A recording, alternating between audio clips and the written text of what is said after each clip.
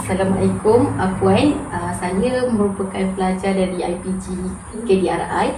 Nak temu Puan sikit tentang sosial budaya dekat sekolah. Jadi sebelum tu boleh Puan perkenalkan nama terlebih dahulu. Okay, Waalaikumsalam. Nama saya Puan Surani binti Osman. Okey, apakah pekerjaan Puan? Saya bekerja sebagai seorang guru. Okey. Puan ada berapa anak yang masih bersekolah? Ada 3 orang. Tiga orang. Okey. Pada pandangan Puan, adakah faktor ekonomi ni mempengaruhi pembelajaran anak? Okey, untuk dari segi pembelajaran anak, saya rasa faktor ekonomi tu dia salah satu punca yang boleh mempengaruhi pembelajaran anak, tapi bukan faktor utama lah. Faktor ekonomi tu bukan faktor utama. Ada faktor lain lah yang boleh menyebabkan peningkatan akademik dari segi pembelajaran pelajar tersebut. Adakah Puan menghadapi cabaran dalam menyediakan keperluan sekolah anak-anak? Setakat ni kami tak ada apa-apa cabaran dalam menyediakan keperluan anak. Okey. Adakah bantuan sekolah ataupun kerajaan ni mampu membantu meringankan beban ibu bapa kalau bukan ibu bapa yang kurang berkemampuan ataupun Ya, sangat. Bantuan awal persekolahan tu memang sangat membantu mengurangkan beban keuangan ibu bapa lah, especially waktu musim naik sekolah tu. Okey. Seterusnya, bagaimanakah komunikasi antara pihak sekolah dengan ibu bapa? Adakah ibu bapa ni hanya berkomunikasi dari segi PIBG ataupun selalu menghubungi guru kelas ke macam mana? Okay, komunikasi antara pihak sekolah dan ibu bapa tu bagus, sebab setiap kelas tu dia ada channel Telegram ataupun channel WhatsApp.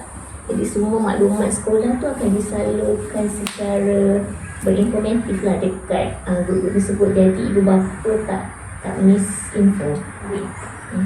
Jadinya adakah Puan rasa berpuas hati dengan budaya disiplin di sekolah dari segi budaya murid-murid di sekolah, dari segi kes buli ke apa ke?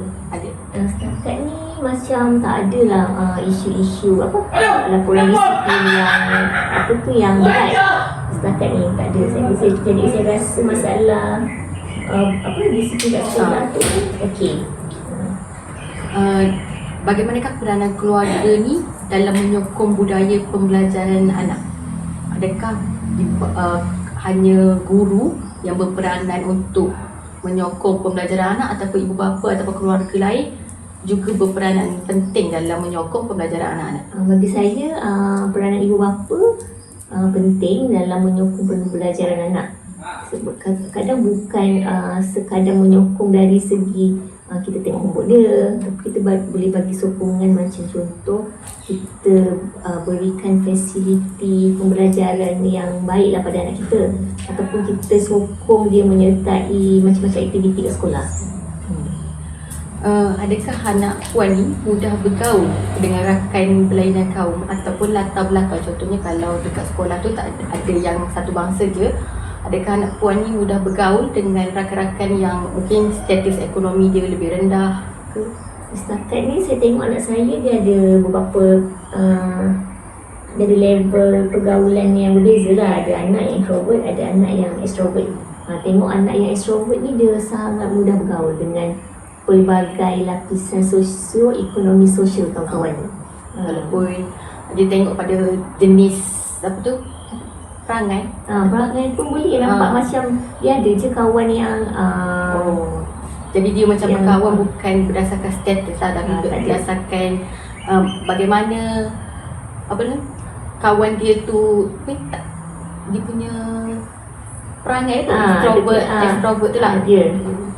Betul-betul. Apakah perubahan sikap atau sosial Puan lihat selepas anak bersekolah berbanding dengan sebelum dia pergi ke sekolah? Okey, yang untuk anak sekolah rendah tu, lepas dia bersekolah tu saya perasan dia banyak kawan. Dia banyak kawan, lepas tu dia punya social skill dia pun bertambah. Okey, soalan terakhir, adakah sekolah ni membantu membentuk nilai murni dalam diri anak? Contohnya apa? Okey, ya sangat.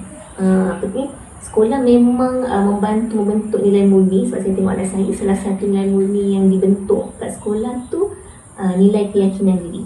Bila dia bersekolah, dia bercampur dengan kawan-kawan, jadi nilai keyakinan diri dia tu lebih bertambah. Nampak dia yakin, dia boleh buat public speaking, dia pandai bercakap. Jadi itu sajalah soalan daripada saya. Okey, semoga anda berjaya menjadi seorang guru yang berdedikasi.